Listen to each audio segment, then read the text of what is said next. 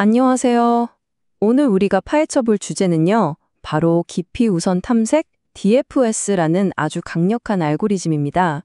이게 뭐냐면요, 마치 복잡한 미로에 갇혔을 때 길을 찾는 탐험가처럼 어떤 복잡한 문제든 해답을 향해 끈질기게 파고드는 방법이에요.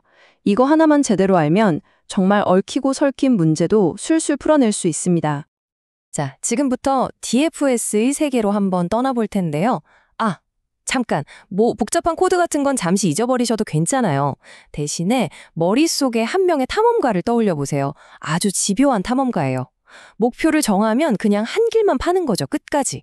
바로 이 탐험가의 여정을 우리가 쭉 따라가다 보면 어느새 DFS가 이런 거구나 하고 무릎을 탁 치게 되실 겁니다. 자, 그럼 이런 질문부터 시작해 볼까요? 만약 여러분이 정말 복잡한 미로에 탁 갇혔다고 상상해 보세요. 어떻게 빠져나오시겠어요? 아마 막막할 거예요. 그쵸? 그런데 걱정 마세요. 방금 우리가 상상한 그 탐험가 있죠? 바로 그 친구가 아주 명쾌한 해답을 가지고 있거든요. 이 탐험가가 어떻게 그렇게 똑똑하게 길을 찾냐고요? 비결은 아주 간단합니다. 딱 세 가지. 이 탐험가가 목숨처럼 지키는 황금 규칙만 알면 돼요. 자, 그 규칙이 뭐냐면요. 첫째는 직진 본능. 일단 길 하나를 딱 정하면 그냥 끝까지 가는 거예요. 망설임이 없어요. 둘째, 기억의 탑입니다. 그냥 가기만 하는 게 아니라 자기가 지나온 모든 갈림길을 순서대로 머릿속에 착착 쌓아두는 거죠. 그리고 마지막, 색째, 백트래킹. 가다 보니까 막다른 길이에요. 그럼 어떻게 할까요?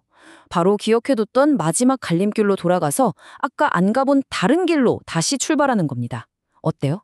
직진, 기억, 그리고 후진. 정말 단순하고 명쾌하죠? 여기서 기억의 탑이라는 개념이 정말 핵심인데요. 이걸 컴퓨터 과학 용어로는 스택이라고 불러요. 스택 말 그대로 쌓는다는 뜻이죠.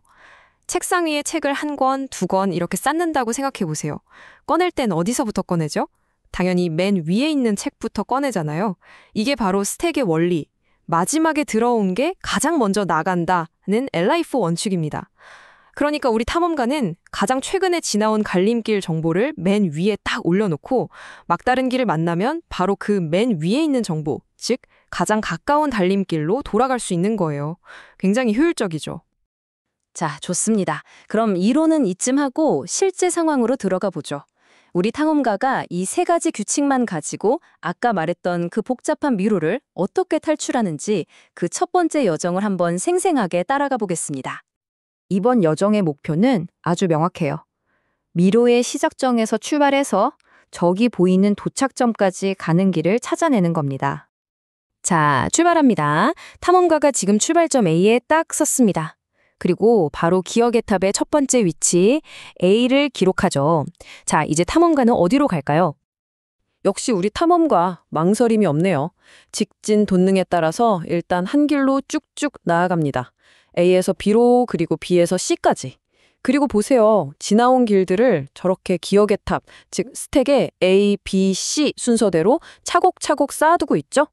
이게 바로 길을 잃지 않는 비결이에요. 이런. C 지점에서 막다른 길을 만났습니다. 자, 이럴 때 어떻게 한다고요? 그렇죠. 백트래킹입니다. 기억의 탑 맨 위에 있던 C는 이제 필요 없으니 버리고 그 바로 아래에 있던 즉 가장 최근에 지나온 갈림길 B로 되돌아가는 겁니다. 자, 이런 식으로 직진하다 막히면 돌아오고 또 다른 길로 직진하고 이걸 반복하면서 모든 길을 아주 체계적으로 탐색하는 거죠. 그리고 마침내 보세요. 출구를 찾아냈습니다. 절대 같은 길을 뱅뱅 돌거나 길을 잃는 법이 없었죠. 바로 이게 DFS의 강력함입니다. 자, 미로 탈출은 멋지게 성공했네요. 그럼 이제 무대를 한번 바꿔볼까요? 이 똑똑한 전략이 우리 컴퓨터 안에서는 어떻게 쓰이는지 두 번째 여정, 바로 파일 시스템 탐색을 시작해보겠습니다. 아니, 미로랑 컴퓨터 파일이랑 무슨 상관이야? 싶으시죠? 근데 한번 생각해보세요. 내 컴퓨터에 있는 수많은 폴더들, 그리고 그 폴더 안에 또 있는 폴더들. 이거 완전 거대한 디지털 미로 아닌가요? 맞습니다. 이번 도전 과제는 바로 이 디지털 미로 속에 꼭꼭 숨어있는 특정 파일을 찾아내는 거예요. 보세요. 우리 탐험가가 미로에서 한 길을 끝까지 팠던 것처럼 이번에도 똑같습니다. 문서라는 폴더에 들어가고 그 안에 있는 프로젝트 폴더로 또 들어가고 이렇게 한 경로를 따라 깊숙이 파고들고 있죠. 방식이 완전히 똑같죠? 그리고 찾았습니다. 결국 파일을 찾아냈어요. 겉보기에는 완전히 다른 문제 같았는데 결국 한 길로 파고들고 막히면 돌아온다는 이 단순한 규칙이 여기서도 완벽하게 통하는 걸 볼 수 있습니다. 자, 미로도 정복했고 파일 시스템도 정복했습니다. 이제 마지막 세 번째 여정을 떠나볼 시간입니다. 이번 무대는 이전보다 훨씬 더 복잡할 수 있어요. 바로 우리들 사이의 연결망, 소셜 네트워크입니다. 여러분, 혹시 케빈 베이컨의 6단계 법칙 같은 거 들어보셨어요? 세상 사람들은 몇 다리만 건너면 다 연결된다는 이야기잖아요. 이번 목표가 바로 그거랑 비슷합니다. 나라는 사람에게서 시작해서 저 멀리 있는 어떤 특정 인물까지 친구의 친구, 또 그 친구의 친구를 따라서 과연 연결이 되는지 그 연결고리를 찾아내는 겁니다. 방식은 이제 다 아시죠? 똑같습니다. 한 줄기의 관계를 끝까지 따라가 보는 거예요. 나에서 시작해서 내 친구 알렉스로, 알렉스의 친구 마리아로 이런 식으로 한 방향으로 계속 파고드는 거죠. 물론 지나온 사람들은 모두 기억의 탑에 착착 기록해 두고요. 와, 연결됐네요. 결국 찾아냈습니다. 가다가 관계가 끊기면 되돌아와서 다른 친구를 통해 다시 탐색하는 이 단순한 방법. 이 방법이 이렇게 복잡해 보이는 인간관계 망 속에서도 결국 두 사람을 잇는 길을 찾아내는 데 성공했습니다. 자, 이렇게 세 가지의 완전히 다른 여정을 모두 지켜봤습니다. 미로, 파일, 그리고 사람 관계까지. 여기서 우리가 얻을 수 있는 교훈은 뭘까요? 도대체 이 단순한 방법이 왜 이렇게나 강력한 힘을 발휘하는 걸까요? 우리 탐험가의 지혜, 즉 DFS의 진짜 강점은 크게 세 가지로 정리할 수 있어요. 첫째, 완전성입니다. 모든 길을 하나도 빼놓지 않고 다 확인하기 때문에 길이 있기만 하다면 100% 찾아냅니다. 절대 놓치는 법이 없어요. 둘째, 메모리 효율성. 이게 또 기가 막히는데 모든 길을 다 기억하는 게 아니라 딱 지금 내가 가고 있는 길만 기억하면 되거든요. 그러니까 뇌 용량이 절약되는 거죠. 마지막으로 다재다능함. 오늘 본 것처럼 미로나 파일 찾기는 기본이고요.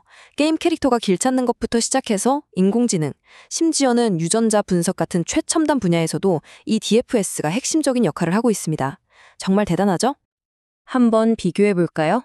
우리 DFS 탐험가처럼 체계적으로 움직이는 것과 그냥 아무 생각 없이 이리저리 헤매는 방랑자를요. 한쪽은 길이 있으면 반드시 찾아낸다는 보장이 있지만 다른 한쪽은 운이 좋으면 찾을 수도 있고 아니면 영원히 미로 속을 헤맬 수도 있는 거죠.